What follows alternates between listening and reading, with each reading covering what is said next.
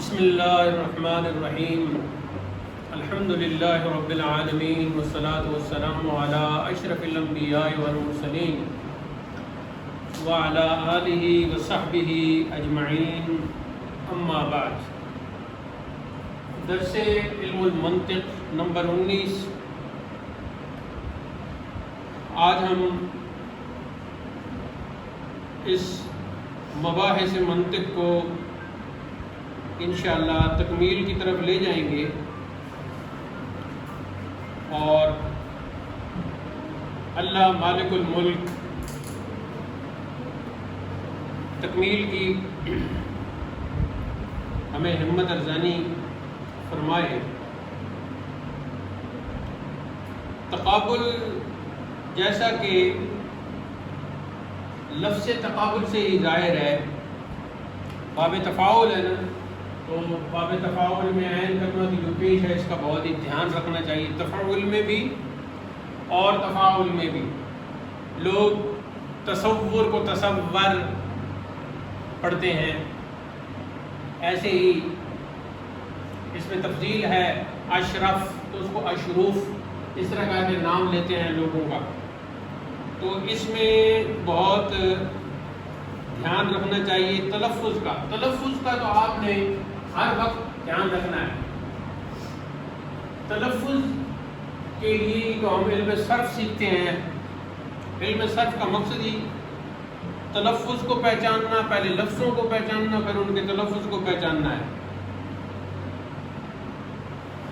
تو تقابل کیا ہے؟ یعنی دو چیزوں کا مقابلہ ہے۔ مقابلہ جب ہم کہتے ہیں تو یہ باب مفاعلہ ہے، تو باب مفاعلہ میں آپ پڑھ چکی ہیں کہ وہاں دو کا ہونا ضروری ہے۔ مقابلہ تبھی ہوگا کہ جب کم از کم دو شخص آمنے سامنے ہوں گے۔ ایسی مناظرہ تو کم از کم دو آدمی آپس میں گفتگو کرتے ہیں۔ تو دو چیزوں کے درمیان آپس میں جو مخالفت ہے اور جس سے وہ دونوں چیزیں ایک جگہ اور ایک وقت میں ایک ہی حیثیت سے اکٹھی نہ ہو سکیں تو اسے تقابل کہتے ہیں۔ یعنی دو چیزیں جو ایک جگہ ایک وقت میں اور ایک حیثیت سے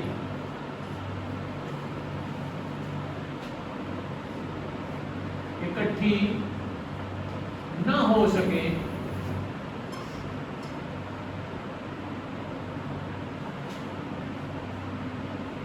اس کو تقابل کہتے ہیں۔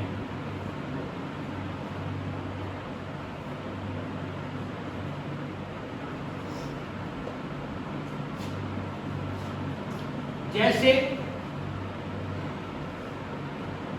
سفیدی اور سیاہی۔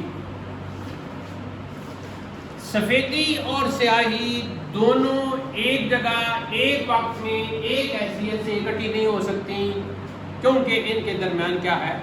تقابل ہے۔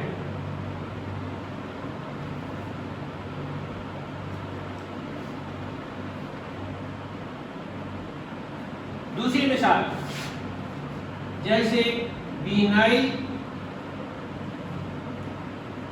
اور نابینائی۔ بینائی کیا ہے؟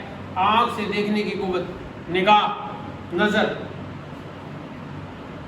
تو یہ ہو نہیں سکتا کہ آدمی ایک ہی وقت میں بینا بھی ہو اور ایک ہی وقت میں نابینا بھی ہو، ایک ہی وقت میں اس کے اندر صفت بینائی بھی ہو اور اسی وقت اس کے اندر صفت نابینائی بھی ہو۔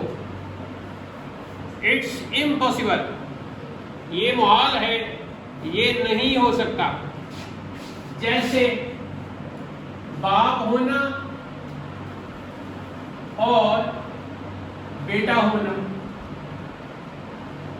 یہ ناممکن ہے کہ ایک شخص ایک جگہ ایک وقت میں اور ایک حیثیت سے باپ بھی ہو اور اسی وقت اسی جگہ اسی حیثیت میں بیٹا بھی ہو، یہ ناممکن ہے۔ جیسے انسان ہونا اور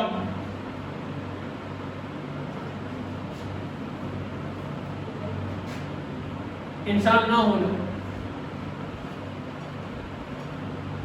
یہ ممکن نہیں کہ ایک ہی جگہ ایک ہی وقت میں ایک ہی حیثیت سے کوئی شخص انسان ہو اور انسان نہ بھی ہو۔ کیوں؟ یہ سارے جو ہیں آپس میں کیا ہیں؟ متقابل، یہ سارے آپس میں متقابل ہیں۔ تتقابل یتقابل تتقابلا فهو متقابل، سارے آپس میں جو ہیں وہ متقابل ہیں۔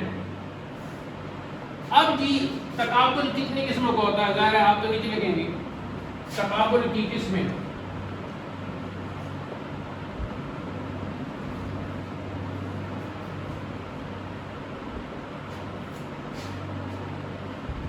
تو پہلے اس کو ذرا سمجھنے کی کوشش کریں۔ تقابل کی 4 قسمیں ہیں۔ پہلا ہے تقابل تضاد، دوسرا ہے تقابل تضاعف، حمزہ کے ساتھ بھی پڑھتے ہیں یا کے ساتھ بھی پڑھتے ہیں، تیسرا ہے تقابل ملکہ و عدم ملکہ، اور چوتھا ہے تقابل ایجاب و سلب۔ اب ذرا ایک ایک کر کے ہم ان کو سمجھیں گے۔ پہلے نام لکھ لیتے ہیں۔ نمبر 1 تقابل تضاد، نمبر 2 تقابل تضاعف، کبھی حمزہ کے ساتھ بھی پڑھ دیتے ہیں۔ نمبر 3 تقابل ملکہ و عدم ملکہ، ملکہ و عدم ملکہ۔ ملکہ ہو گیا خود ملکہ، اور عدم ملکہ کا مطلب ملکہ نہ ہونا۔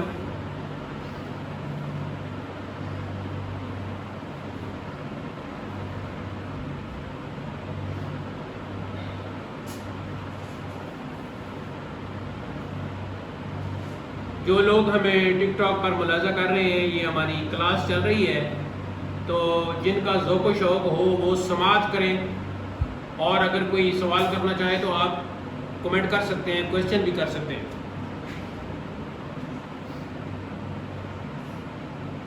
تیسرا ہے جی تقابل، چوتھا ہے تقابل سلب و ایجاب۔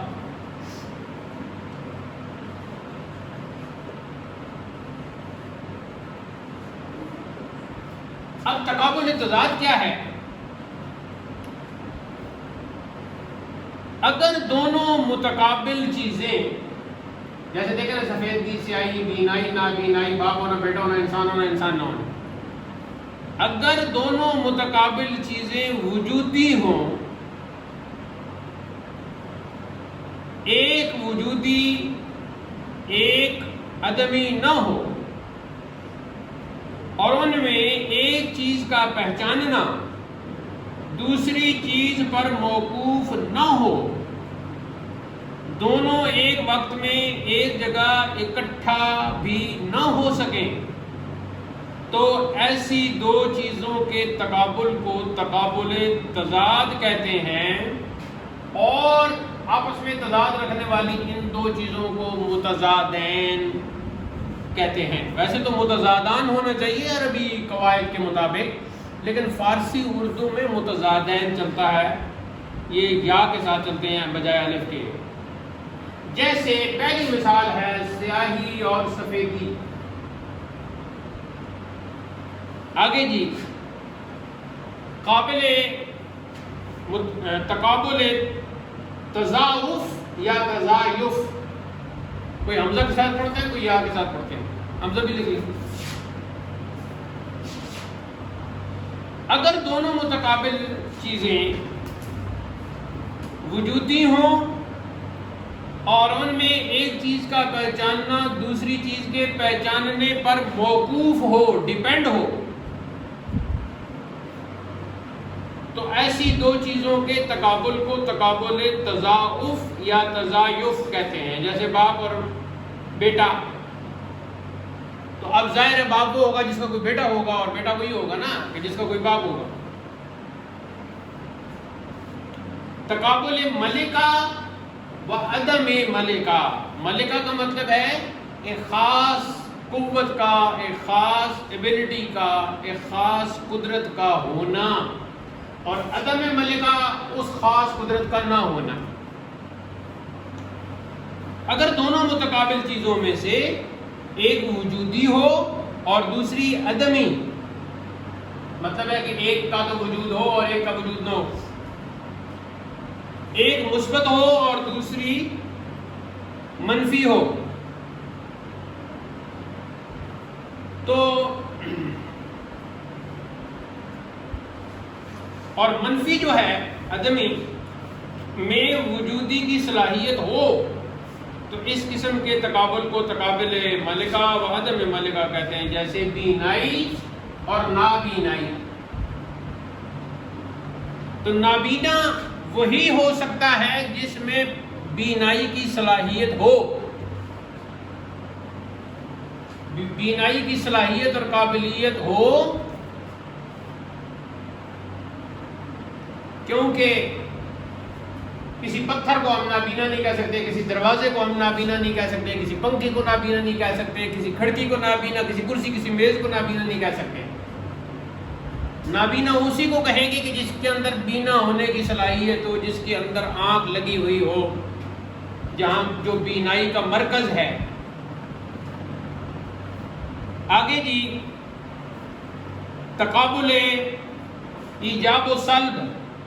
اگر دونوں متقابل چیزوں میں ایک وجودی ہو اور دوسری عدمی، لیکن عدمی میں وجودی کی صلاحیت کا ہونا ضروری نہ ہو، تو ایسی دو چیزوں کے تقابل کو تقابل ایجاب و سلب کہتے ہیں. جیسے انسان ہونا اور انسان نہ ہونا.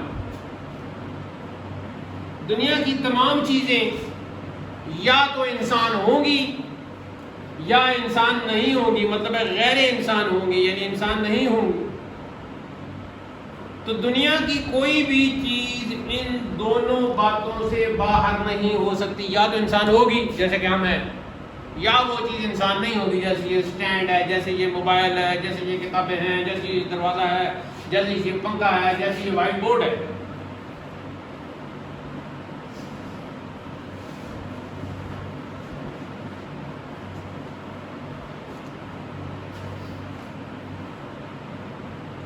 تو کچھ تقابل کی سمجھ آئی ہے. اب جو پہلی قسم ہے تقابل تضاد، وہ کیا ہے کہ دو متقابل چیزیں وجودی ہوں اور ایک وجود جو ہے ایک وجودی اور ایک عدمی نہ ہو، یعنی دونوں وجودی ہوں، مطلب ہے ایک وجودی اور ایک عدمی نہ ہو، اور ان میں سے ایک چیز کا جاننا دوسری پر ڈیپینڈ اور موقوف بھی نہ ہو، تو دونوں ایک وقت میں ایک جگہ اکٹھی بھی نہ ہو سکیں، تو یہ کہلائے گا تقابل تضاد. اور دونوں چیزوں کو کیا کہیں گے؟ متضادین. متضادین جیسے سفیدی اور سیاہی. تقابل تضاعف یا تضاعف، اس میں کیا ہے کہ دونوں چیزیں وجودی ہوں اور ان میں سے ایک چیز کا پہچاننا دوسری چیز کے پہچاننے پر موقوف ہو، جیسے باپ اور بیٹا ہونا. تقابل ملکہ و عدم ملکہ، کہ دونوں متقابل چیزوں میں سے ایک وجودی ہو اور دوسری عدمی ہو، یعنی اس کا وجود نہ ہو. ایک مثبت دوسری منفی، اور منفی کے جو عدمی ہے اس میں وجودی کی صلاحیت ہو تو اس کو کہیں گے تقابل ملکہ و عدم ملکہ. جیسے کہ ہم نے بینائی اور نابینائی کی مثال ہم نے کی ہے. تو یوں کر لیں، یہاں ہم لکھ دیتے ہیں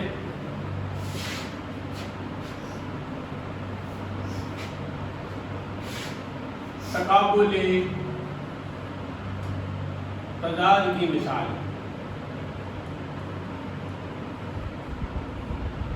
بینائی اور نابینائی، یہ باپ ہونا اور بیٹا ہونا تقابل تضاعف یا عف کی مثال. بینائی اور نابینائی تقابل ملکہ و عدم ملکہ کی مثال. ٹھیک ہے. اور تقابل سلب و ایجاب، انسان ہونا اور تقابل سلب و ایجاب کی مثال.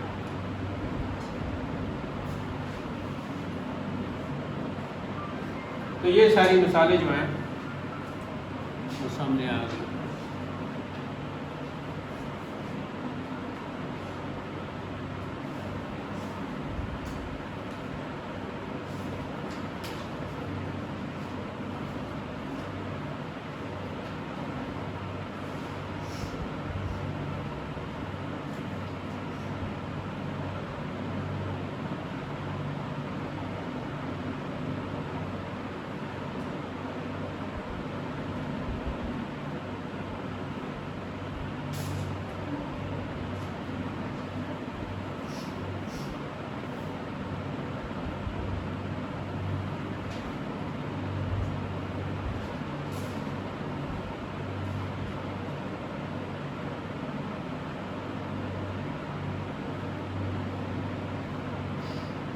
یہ سمجھ میں آ گیا ہے.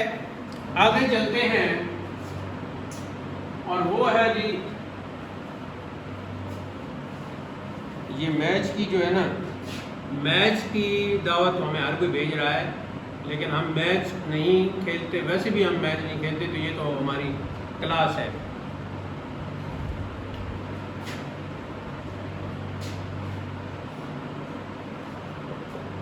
اجزائے علوم،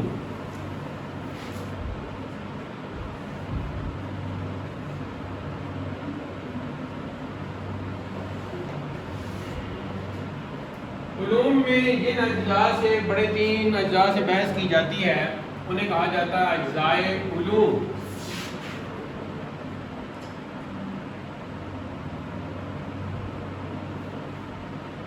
موضوع، مبادی،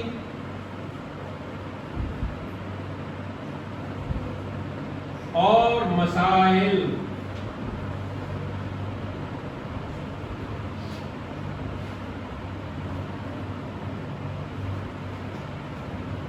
جن امور سے کسی علم میں بحث کی جاتی ہے وہ 2 حال سے خالی نہیں ہوں گے. یا تو ان کو دلائل سے ثابت کرنا ضروری ہوگا، یا دلائل سے ثابت کرنا ضروری نہیں ہوگا. بصورت اول مسائل اور بصورت ثانی پھر 2 حال سے خالی نہیں. جب وہ گفتگو ہوگی تو ان کے عوارض ذاتیہ سے اس علم میں بحث کی جائے گی یا نہیں. اگر عوارض ذاتیہ کے حوالے سے بحث کی جائے گی تو اسے کہیں گے موضوع. اور بصورت ثانی مبادی. تو اب موضوع کیا ہے؟ وہ شے جس کے عوارض ذاتیہ سے موضوع، وہ شے جس کے عوارض ذاتیہ سے علم میں بحث کی جائے وہی اس علم کا موضوع ہوتا ہے. جیسے منطق میں معرف اور حجت،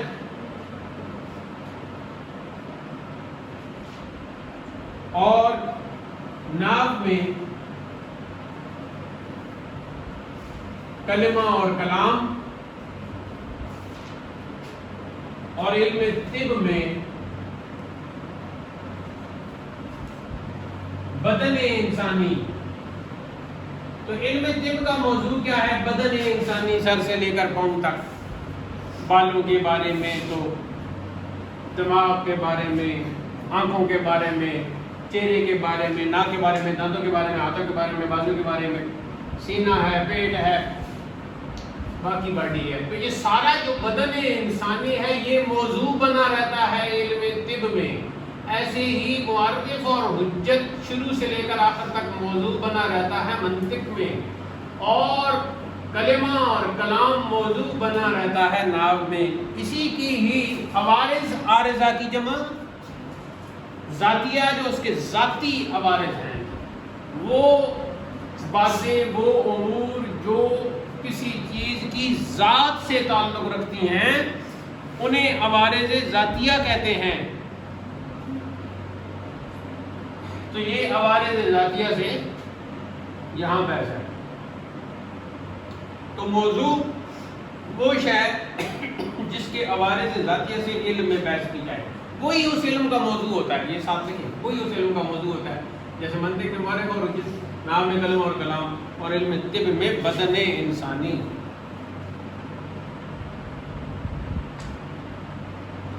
دوسرے نمبر پر ہے جی مبادی، وہ امور جن پر مسائل علم موقوف ہو.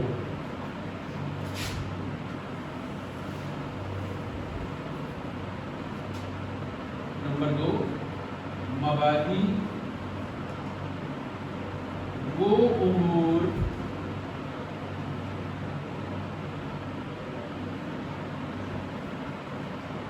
جن پر مسائل علم موقوف ہوں. یعنی علم کے جو بہت سارے مسائل بعد میں بیان ہوں گے نا، وہ سارے کے سارے کچھ شروع کے امور ہیں، ان کے اوپر ڈیپینڈ کرتے ہیں. تو وہ ہیں مبادی. جیسے ایک کتاب ہے، اس کی آپ بحث آپ نے لکھی ہے نا، تو شروع میں آپ نے تمہید لکھی ہے. تو وہ ساری تمہید جو ہے وہ بعد میں جو کچھ آپ نے ایک دو باب جو فصلیں لکھی وہ ساری کی ساری موقوف ہیں، ڈیپینڈ ہیں اس تمہید پر. تو تمہید جو ہے وہ مبادیات میں آ جائے گا، ان امور میں آ جائے گا جن میں بعد کی فصلیں اس پر ڈیپینڈ کر رہی ہیں. تو وہ امور جن پر مسائل علم موقوف ہے. اچھا، وہ پھر مبادی کی دو قسمیں ہیں.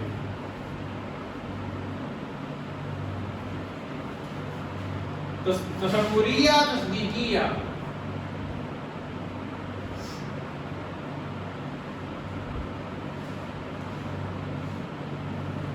تصوریہ اور تصدیقیہ. تصوریہ سے مراد موضوع، اس کے اجزاء اور اس کی جزیات اور اس کے عوارض ذاتیہ کی تمام تعریفیں جیسا کہ ہم پڑھ کے آئے ہیں وہ مراد ہوں گی. اور تصدیقیہ جو ہیں وہ پھر دو ہیں، بدیہیہ جو متعارفہ ہیں، اور دوسری جو ہیں نظریہ مسلمہ جو فکر و نظر سے تعلق رکھتی ہیں.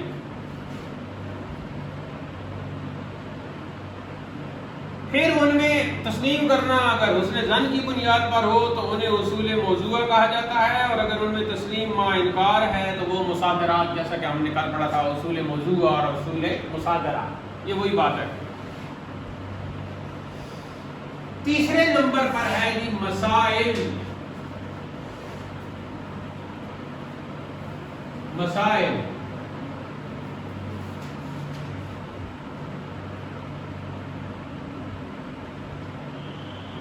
مسائل، مسائل کیا ہیں؟ وہ قضایا جن کو علم میں دلائل سے ثابت کرنا مقصود ہے، وہ قضایا، وہ امور، وہ مسائل، وہ قضایا جن کو اس مطلوبہ علم میں، جیسے کہ یہاں منطق ہے، جس کو علم میں دلائل سے ثابت کرنا مطلوب ہوتا ہے،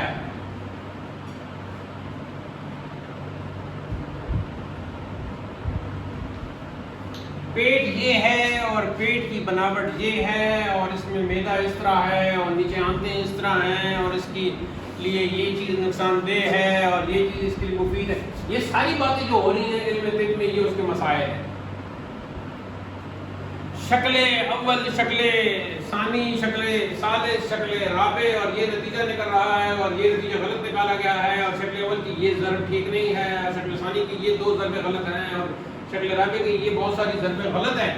یہ ساری باتیں علم منطق کے مسائل ہیں، اور شروع میں جو علم منطق ہے اس کی تعریف ہے، پھر اس کی غرض ہے، اس کا فائدہ ہے، شروع میں لفظ کی ہم نے بحث پڑھی، دلالت کی ہم نے قسمیں پڑھی، یہ سارے جو ہیں یہ مبادی تھے۔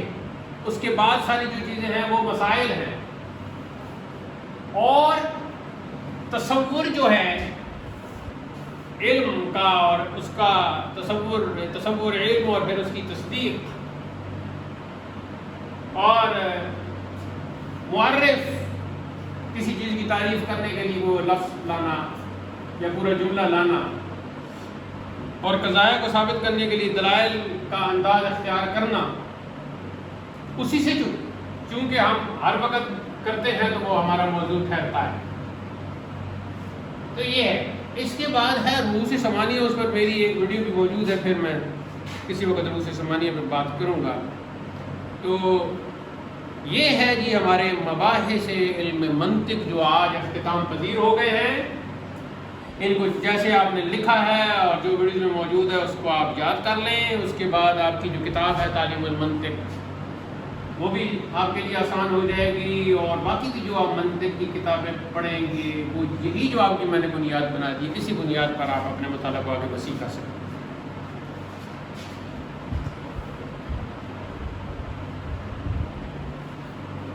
تو علم منطق کا درس الحمدللہ ثم الحمدللہ آخری درس اپنے اختتام کو پہنچا۔